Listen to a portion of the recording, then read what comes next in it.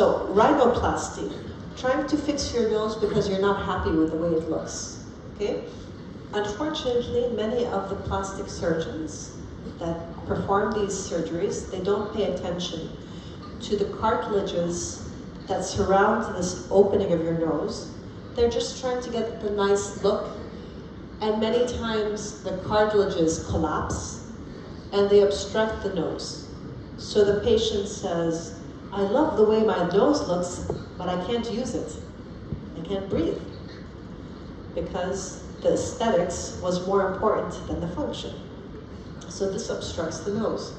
Another thing is trauma. Somebody getting trauma to the nose, this can cause obstruction. Okay? Children sometimes will put things in their nose, like food and games, like little toys, and they don't find them until later in life, like this. These can all cause nasal obstruction. So here is the collapse of the cartilages. We have an external nasal valve, which is the part that you can see clinically, and then we have an internal nasal valve, which is here at the junction of these two cartilages. And when this collapses, it makes it difficult to breathe in and out through your nose. Other things that can give you nasal obstruction are septal deviations, S-shaped septal deviations, C-shaped septal deviations. This is like the case that we just showed on the cone beam CT. Anterior dislocation, this can happen with Lefort 1 osteotomies, when they're repositioning the maxilla and they don't line up the midline of the vomer, the septum, with the maxilla. And then here is a nasal septal spur. These things can also make it difficult for you to breathe through your nose, okay? We also have anomalies. So remember I told you there are a lot of anomalies that you see on cone beam CT. This is called a concha bullosa. Concha bullosa is a pneumatization of the turbinates. So that this is supposed to look like this, or like this. Some air gets inside and creates a balloon, and that balloon makes the nose obstructed, okay? This is a septal deviation, and of course you can get tumors, you can get polyps, you can get sinusitis, pathology blocking the nose and blocking the sinuses, making it difficult to breathe in and out through your nose, okay? Other things that can make it difficult to breathe through your nose are adenoids, okay? And adenoids can be quite large. When I look at adenoids, I always look at the bone. Okay, make sure that the bone here is continuous. Remember I told you cortical outlines need to be continuous, because sometimes you can get nasopharyngeal carcinomas in this area, and this is very common in the Asian population, by the way, okay? So be aware of this, to always look at the cortical outline of the bone to make sure that what you think is adenoids is not eroding into the bone, okay? Because tumors can happen in this area, and the people that get them are usually in their 20s, okay? Which is time for orthodontics, right? All right, so adenoid facies. Here is what the adenoids look like on the Ceph, sphenometric. And we can see the result of the inability to breathe through your nose because of the large adenoids, okay? The face becomes long. Under the eyes, we see discoloration, tension in the muscles here, and of course an open bite, okay? And where does this open bite come from? The open bite can be a combination of several things. It can be tongue thrust. It could be because the patient opened their mouth for a long time, kept their mouth open to breathe, and because the teeth move, the teeth super erupt. And the first teeth to meet would be the posterior teeth, and then the anterior teeth would have an open bite because these teeth met first, okay? So let's talk about adenoids. Adenoids, and there is a ring of tissue called Waldeyer's ring. I know that in Russian it's a different person, this is all people's egos, I'm going to name this body part after me, So it's called Waldeyer's ring of lymphoid tissue. And we have here the adenoids. These are where the tubal tissues, tubal tonsils are, tubal tonsils, the palatine tonsils, and the lingual tonsils, okay? These are protection for the body. Protection for the body for anything coming in. This protects your pharynx from anything coming in through the nose. This protects your middle ear cavity because it's right in front of your eustachian tube. And this keeps the bacteria, or is supposed to try to keep the bacteria from going up into the middle ear cavity and infecting that area. These are supposed to protect your digestive tract from things coming in through here. These guys, okay? This is called Waldeyer's rings. And these tissues, specifically these three, can enlarge and obstruct the airway, make it difficult for someone to breathe through their nose and breathe through their mouth even. So in the sleep disordered breathing world, in the world of airway dentistry, there is a scoring that they use called Mallampati scoring. Mallampati scoring was used by anesthesiologists, developed by anesthesiologists to see how easy it would be to intubate a patient. So if the patient opens their mouth and sticks their tongue out, if they cannot see their pharynx, then it's going to be a more difficult intubation.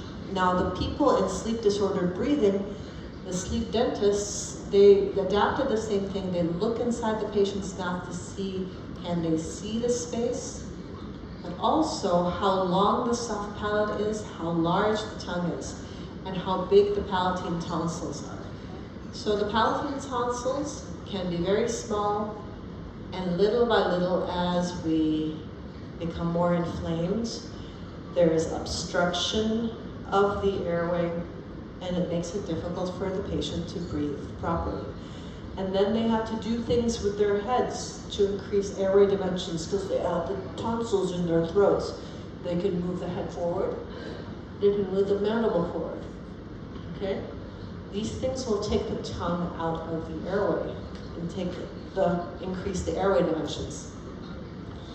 And adenoids are in the back of the nasopharynx, and also it comes in several stages, and these can obstruct the nasal cavity, making it difficult to breathe through here. Okay? The lingual tonsils also can enlarge and make it very difficult to breathe. Once again, the tongue thrusting can also be used to take the tongue out of the airway. Now, one thing you need to be aware of is that this lymphoid tissue will sometimes enlarge when somebody has gastroesophageal reflux disease. So acid always coming up through the stomach into the mouth, irritating this area, creating irritation. The lymphoid gets bigger.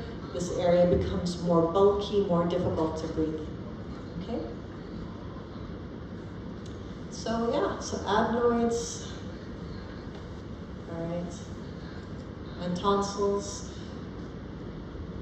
Now some of you may have seen these figures on cone beam CT, these volumes, okay, and the measurements, and some people are like, okay, this airway is narrow because the smallest airway dimension is whatever number it is. These numbers don't mean anything without clinical correlation, okay? We treat human beings, we don't treat radiographs. Sometimes people have very large airways and are positive for sleep disordered breathing, and some patients have small airways and not have sleep disordered breathing. You have to correlate what you see clinically to what you see radiographically, okay? And there are many reasons why I don't like these measurements. Okay, one of them is that they don't represent what happens to a patient when the patient falls asleep. Okay, So when you acquire a scan, your patient is sitting up and they're awake. And when you're awake, you have neuromuscular control. You have control over the dimensions of your airway because the muscles are going to hold it open. You can move your head forward, you can move your tongue forward, your mandible forward, many things to help you breathe better, okay? When you fall asleep, you're lying on your back, you lose consciousness, you lose control over your voluntary muscles, and everything collapses, okay? So these numbers don't mean anything without clinical correlation, okay? Now, let's talk about how the airway can affect the TMJ, okay? So if somebody is a mouth breather, the child is a mouth breather, they open their mouth all the time to breathe, and the teeth super erupt, and the teeth meet in the back. Where is the condyle going to be? The condyle is going to be down and forward, because when you open, this is what happens. So if you open your mouth to breathe, your condyle rotates and translates slightly. If you're always in this position, and the teeth super erupt, and they meet in the back, and then gradually the teeth all come together, somewhat. Malfunction is happening with the condyle down and forward. Okay, so remember what I said about every part of the disc has a function, and the collagen fibers are arranged in a way to suit the function of the disc. If the condyle moves down and forward, then we have our collagen fibers and condyle and disc arrangement is going to change. Okay, remember this part is for the end stop. This part is for forward and back tensile strength. And this part is for end stop and seating. So end stop and seating at the end has to happen here. This is what this part is made for. When you open your mouth slightly to breathe, and you hold it there, and your teeth super erupt, and this is where you're functioning, you are now in this position, okay? You are in this position. This is the condyle, this is the intermediate zone, this is the posterior end. This intermediate zone, the collagen fibers are made for forward and back. But with the teeth together, the condyle is going to seat in this position, okay? Thus, you are creating a situation of vulnerability for that condyle, for that disc, because you're asking that part, that very thin intermediate zone, to function as a cushion when it's made for tensile strength, for stretching, okay? Not for pushing. And this is the same reason why I personally don't like functional appliances. Remember, I'm not an orthodontist, but I know my anatomy and I know my function and I know how anatomy works and how physiology works and how it pushes back when you do things to it. If you bring a patient into a forward position, mandibular advancement, the Herbst appliance or a functional appliance, this is the position you're putting them in. You're putting them in this position. And maybe the bones are going to adapt, and maybe they're going to remodel and they're going to change, but the soft tissue won't. The soft tissue is not going to remodel like bone does. And you're asking the patient now to function into this position where the condyle is forward on the disc and the muscles are in spasm. The lateral pterygoid muscle is in tension, okay? Because that's what the lateral pterygoid does, right? It opens the mouth. So maybe the end result will be nice. You're correcting the class 2 into class 1. But what's it going to happen 20, 30 years down the line? The patient might be going to an orofacial pain specialist, okay, a TMJ specialist. They may be starting the cascade of everything that I mentioned before, the biomechanical failure of the disc, and then the biomechanical failure of the hard tissue, okay? So I want you to think 100 times before doing this kind of procedure, okay? By understanding this anatomy. So now these patients, they're brought forward, and then the teeth are brought together. The condyle comes out of the fossa, okay? And yes, there may be some remodeling, but now you've created a situation of orthopedic instability, okay? And this is called a dual bite. A dual bite, CR-CO discrepancy, okay? CR, centric relation, centric occlusion. These two should be the same, at the same place. So, going back to orthopedic stability, we want the TMJs to be the condyle seated in the fossa, the teeth in maximum intercuspation. A dual bite is an orthopedically unstable occlusion resulting from an acquired anterior positioning of the mandible. So some of the things that are going to give us anterior repositioning of the mandible, the patient not being able to breathe, coming into a mandibular protrusion. This is what some children do. Some children will come into protrusion and hold it there, and then the teeth super erupt. Some people don't like the way they look.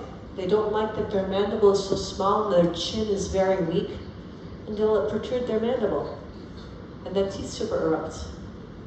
Some people's mandibles are moved forward through orthodontic treatments, and the teeth are moved into occlusion, correcting the class 2, but orthopedic instability. I personally have 3 cousins, 3 relatives, who have undergone orthodontic treatments and who have developed dual bites. And now in their 40s and 60s, they have open bites, okay? So, anyway, just something to think about, okay? Acquired anterior repositioning of the mandible can be because the patient did it himself, because they need to breathe, or it can be because the patient doesn't like the way they look, or it could be because the patient was placed in that position by a dentist, okay? Now, there's one more thing. I'll tell you the story of one patient that came to me. Okay, of course, it's a scan that came to me. So the patient was the next door neighbor of an orthodontist who took my courses, okay? And he went to his neighbor, he knocked on his door, and he's like, I don't understand. I have this bite open here in the front. So his orthodontist, he took him to his clinic, he examined him, he got a combing CT, thank you. And then he sent it to me to look at. And I told him there's a dual bite here. So here's the story. This patient, this neighbor, he was 70-something years old, so he's older. He had just retired from the US Army. And he was a general. Manly man. Yeah? So he tried to show confidence, and he was always doing this with his jaw. You know? And then he retired, and he relaxed. And the bite opened up. You know? So you see, it's just interesting. There are different situations, different stories, different background information, but the result is the same, okay? If you move your mandible forward, or if the mandible is moved forward and the occlusion is changed, at some point, the body will let go, because this is tension for the lateral pterygoid, okay? So let's take a look and see what this looks like. Can we turn the lights off again, my friends? Thank you. And this is why he's very skinny, because he's up and down. Okay, so this is a child. This is a child with large palatine tonsils, and this is how the child was holding himself. You see, like this. Front teeth contact, no back teeth contact. So the first stage of the dual bite is to advance the mandible, okay? So when you advance the mandible, or the person advances the mandible, the condyles come down and forward, okay? Now, if you hold it there for a long period of time, the posterior teeth are going to super-erupt, and they're going to come into contact, and the maxillary curvus B is going to flatten, and you're going to have a situation like this. Teeth are together, condyles are down and forward. Okay? Then, with time, the condyle is going to go back up into the fossa little by little, going up into the fossa, opening up the bite, and then the condyle goes completely into the fossa and opens up the bite even more. Okay? So what's the difference between this open bite and the open bite because of the degenerative joint disease? This one has normal contours. So if I have a patient like this with an open bite, I'm looking at the condyles. If the condyle has normal contours and it's seated in the fossa, then this is a dual bite. If the condyle has reduction of condylar height and the contours have changed, this is an anterior open bite due to bilateral condylar height loss. Okay? So, when you're looking at cone beam CT, the teeth are together, the condyle and the fossa arrangement needs to look like this. If the teeth are together and the condyle looks like this, or the condyle looks like this, in this position, then this is a dual bite, orthopedically unstable occlusion. There's another type of orthopedically unstable occlusion, which is where the condyle is back and down. Actually, it should be more down than this, okay? So let's take a look and see what that comes from, and that is fulcrum formation.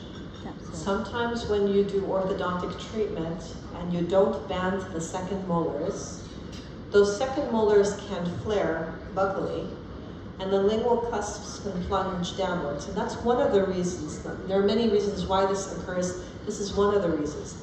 The second molars are going to be a fulcrum. So instead of having the fulcrum over here, a hinging fulcrum in the sagittal plane like this, the fulcrum will be here. Okay? So you have one occlusion when the teeth together, the condyle down and back. And if you seat the condyle, the bite opens up. Okay? So the fulcrum in this plane is that second molar. Okay? So one of the things I do is I always look at the curve of Spee and the curve of Wilson, and I evaluate for any kind of changes in the flaring of those second molars and where the lingual cusp is. Okay? If I see situations like this, okay, and the condyle is down and back, I'm suspecting a fulcrum. This, I'm suspecting a fulcrum. Okay? And you should too. So now what happens to these teeth? What happens to these TMJs when they're pushed down and back chronically? Remember how I said bone is alive and it changes with time? So what happens is when you have this condyle pushed back, this bone is going to remodel, and you're going to have a very skinny condyle, very thin condyle. And there's a differential diagnosis for these thin condyles. One of them is fulcrum formation. One of them is after orthognathic surgery, sometimes the surgeon will position that condyle back. He doesn't mean to, but he does. Another thing can be class 2, diff 2, functional shift of the mandible. Okay? And then disc displacement can also do this, can push the condyle back. Okay? So if your condyles look like this, okay, look like this, the height is okay. See, posterior height of contour, anterior height of contour. But the thickness is thin. Then you know that there is some remodeling that subtractive remodeling occurring, the osteoclast eating up the bone in the back, reducing the height of the condyle due to the pressure. Okay? Your bone is constantly in flux, osteoclast to osteoclast. Okay? And normally this maintains the shape of the bone, the full length of the bone, the full width of the bone. If you have too much pressure, too much osteoclast activity, and not enough osteoclast activity, then the result is thinner bone, less bone. Okay? All right, I think we need to take a little break, right? Yeah? Let's take a break.